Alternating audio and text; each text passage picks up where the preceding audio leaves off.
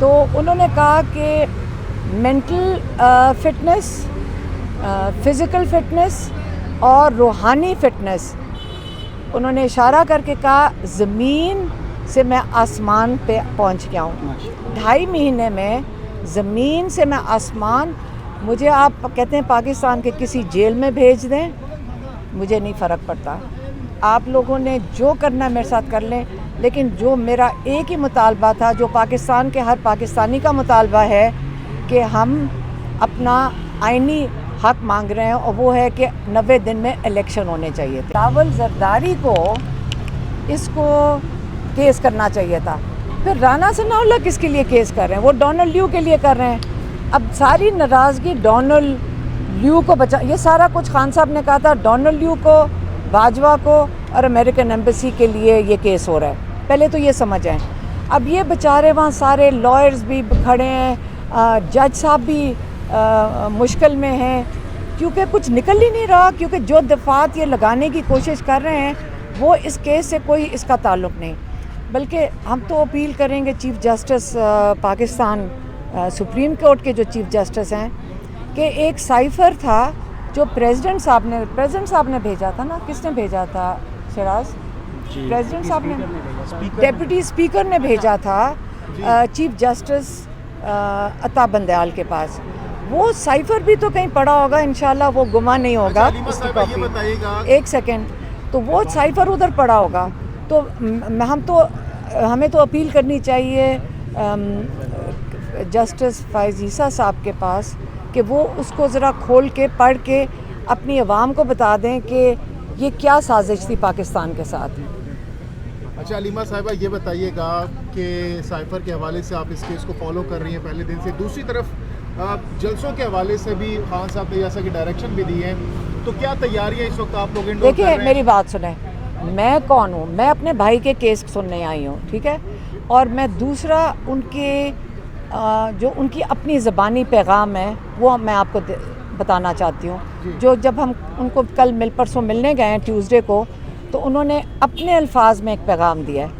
کیونکہ ایک ہفتے سے ایک ٹی وی پہ تماشا اور سوشل میڈیا پہ لگا ہوا تھا. ایک کوئی واڈا صاحب کہہ رہے ہیں ان کو پتہ نہیں ہارٹ کا پرابلم ہے، کوئی کہہ رہے ہیں ان کو کچھ اور ہو گیا ہے، اور کوئی کہہ رہے ہیں وہ ہسپتال اب پہنچنے والے ہیں.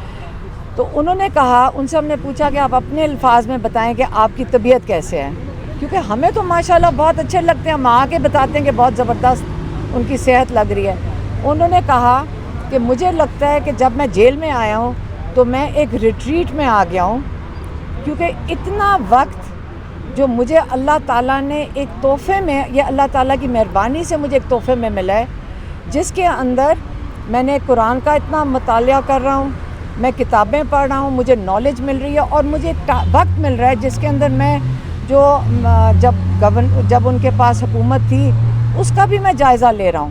تو میرے پاس تو یہ بڑا قیمتی وقت ہے جو مجھے شاید باہر اتنی مصروفیات میں کبھی ملا نہیں تھا. ایک دوسرا جو انہوں نے صرف کنسرن دکھایا، انہوں نے دکھایا اپنے جو لوگ ہیں جیلوں کے اندر، انہوں نے ان کے لیے کنسرن تھے کہ ان کے وہ لائرز کے ساتھ تو فالو اپ کر رہے ہوتے ہیں کہ ان کے کیسز کے بارے میں، لیکن وہ کہہ رہے تھے کہ مجھے اب ان کی مجھے یہ فکر ہے کہ ان کے گھر میں کیا حالات ہیں، جو جیل میں ہیں ان کی مالی حالات کے اوپر بھی سب نظر رکھیں. اب ہم اس کے اوپر کام کریں گے. لائرز تو کام کر رہے ہیں ان کے کیسز کے اوپر، ہم ایک سوشل سروس کریں گے، ابھی ہم کر بھی رہے ہیں لیکن اس کو ہم بڑھائیں گے کہ جو لوگ جیل میں ہیں ان کے گھروں تک ہم چیک کریں، مزید اس کو پھیلاؤ کریں کہ ان کے گھروں تک چیک کریں کہ ان کی کوئی ضروریات تو نہیں ہے، یا ان کو مالی مشکلات جو ہیں اس کو بھی ہم ذرا تھوڑا سا اور منظم طریقے سے اس کو ہینڈل کر سکیں. علیمہ صاحبہ، اگر خان صاحب کی خدا نخواستہ رہائی نہیں ہوتی، جیسے دکھ رہا ہے کہ سزا دینے کی پوری کوشش کر رہی ہے حکومت، آنے والے الیکشن میں ہم آپ کو دیکھ سکتے ہیں بھائی کی نمائندگی کریں گے؟ نہیں، ہم الیکشنز میں نہیں جاتے. ہم میم نواز شریف کی واپسی کو آپ کس طرح دیکھ رہی ہیں میم؟ کیا واقعی وہ آپ ایسے کریں، وہاں پہ وہ ان کے وہ سیاسی جو لوگ کھڑے ہیں ادھر کھڑے ہیں، یا ہم دیکھیں ہم اپنے بھائی کے لیے کھڑے ہیں. میں نے آپ کو اپنے بھائی کا پیغام دے دیا اور میں نے یہ بھی بتا دیا جو کچھ انہوں نے کہا ہے میرا کام ہے صرف آپ تک وہ والا پیغام پہنچانا. ٹھیک ہے نا؟ Thank you. ایک منٹ ٹھہریں، یہ کس کس کا لے لیں.